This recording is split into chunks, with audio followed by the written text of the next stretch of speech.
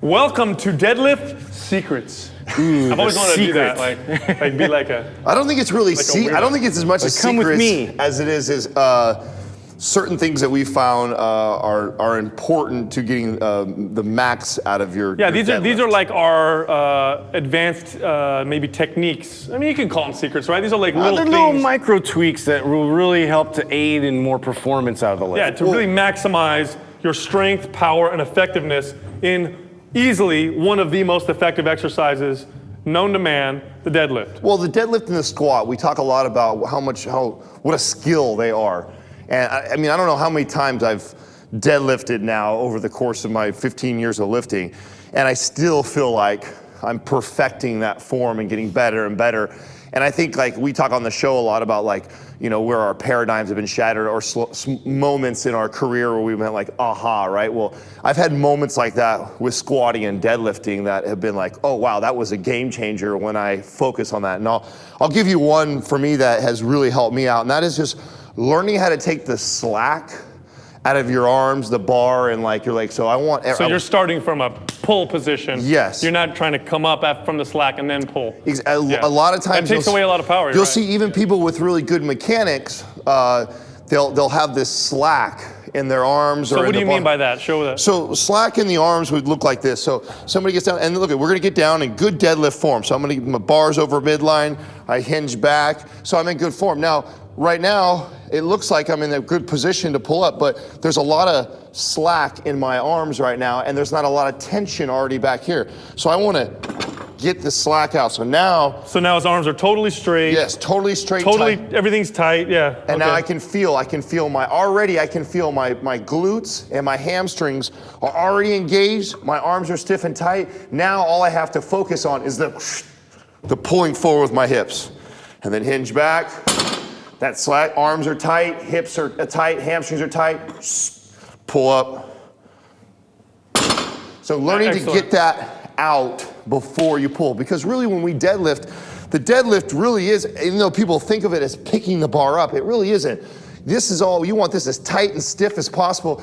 All the power and movement is right here from the hinging of the hips. So your legs are really determining where it goes. Yes, absolutely. So learning to take all that slack out, that's been a huge, huge key for me. So for me, one of my favorite techniques or tricks, whatever you want to call it on the deadlift, is to really create lots of tension. The central nervous system is responsible for the firing of your muscles. And the central nervous system generates more power when all of it is being optimized, not just some of it. So a good example of that would be if I were to squeeze a gripper with one hand, but keep the rest of my body totally relaxed, I would squeeze it with so much force. But if I tensed my entire body and then squeezed the gripper, I would get more force. This is a fact. You can actually test this yourself at home, and you'll see you can actually irradiate way more force by doing that. Much more. And so when I'm doing this with the deadlift, I have actually seen people start, and they kind of have this like almost loose grip to get going. What you want to do is you want to grab the bar, and don't just grab it, squeeze the heck out of the bar. Tense everything up. I want to be like a statue before I lift. Then I come up with my power and bring it right back down. Stop the rep, get in position, squeeze the heck out of the bar, get real tight, brace my core, almost like I'm a statue. Like if somebody were to come punch me, they'd break their hand. That's what I want to feel like. Real tight, and come up. Mm-hmm. So this may seem like an obvious one, but for me, just making sure that my alignment and my setup is spot on, so that way I'm not pulling into my body, I'm not trying to compensate by adjusting my body outside of where I want the bar to go. So bar path is crucial to kind of cutting through a lot of unnecessary adjustments and movements that my body needs to make to be able to get the lift up, especially when you get into heavy weights.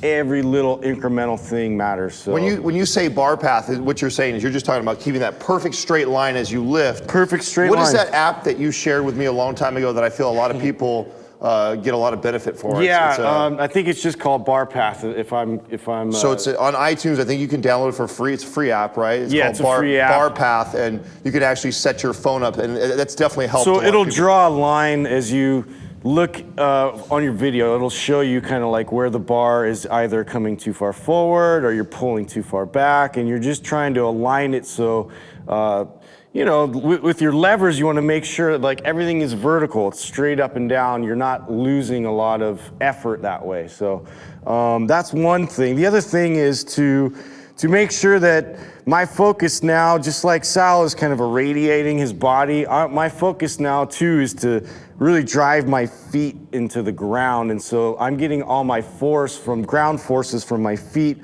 pressing into the ground, which drives the weight up. Now this is huge because it's the difference between thinking about lifting the bar versus driving the legs through the floor. And that change in perception or how you are trying to lift the bar can make a pretty big difference in how strong you are. Exactly. So I'm just, this is totally a mental focus thing. So setting up, making sure that my body is in good alignment, making sure that the bar is nice and close so that way I'm not pulling into my body or I'm not too far away and then compensating.